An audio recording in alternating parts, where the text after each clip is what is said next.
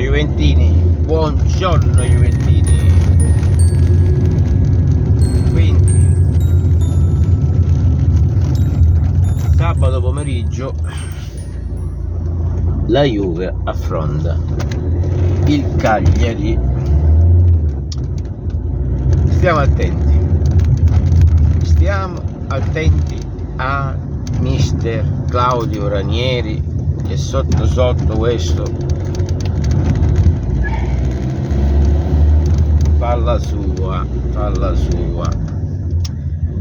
Ranieri la s'allunga, Ranieri la s'allunga. Quindi lui, capendo che noi di gol ne facciamo pochi, penserà alla fase difensiva e se porta a casa un pareggio per lui è già tanto. Quindi io starei attento, non sono tanto tranquillo, perché poi vedendo le quote dei bookmaker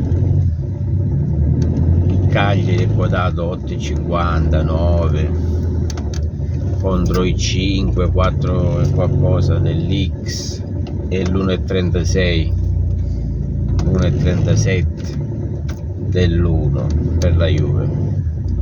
Quando ci sono queste quote me puzza a me. Quando ci sono queste quote, cari signori, c'è da stare attenti. Comunque la Juve deve buttare la palla dentro, dobbiamo fare almeno due gol, perché se facciamo un'altra partita passiva, un'altra di quelle partite passive, qua si rischia che il Cagliari fa il colpaccio, sai com'è, una palla vacante, finisce rete e poi andiamo in difficoltà e c'è ciao, che la Juve quando va sotto va in difficoltà. Comunque speriamo di trovare subito il gol, anche se segna, non lo so, Cesti, chi segna, basta che segniamo, perché è importante. Se tu ti porti questa partita così in bilico fino alla fine, si rischia grosso, perché Ranieri non è un fessacchiotto, e poi cosa voglio dire? Che sarebbe un peccato, perché se noi vinciamo a Cagliari, l'Inter sicuramente al Frosinone lo farà a spezzatino. Quindi se noi vinciamo questa partita rimaniamo a 2 punti e al rientro della sosta poi c'è Juventus Inter, che suona come un mega finalone.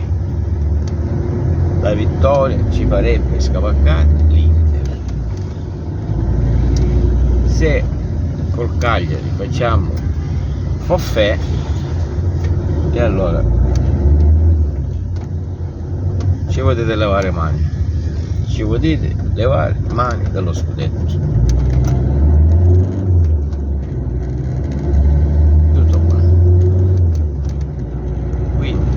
Speriamo di non fallire la partita con il Cagliari, speriamo che questa partita la Juve la prende con il verso giusto e con la mentalità giusta, perché se metti sul piano del difendere e di essere passivi, ci può essere l'insidia, perché la palla è rotonda, una pesceria, se ti fanno gol la Juve va in crisi. Speriamo bene, dai, speriamo bene, che dire, ci vediamo.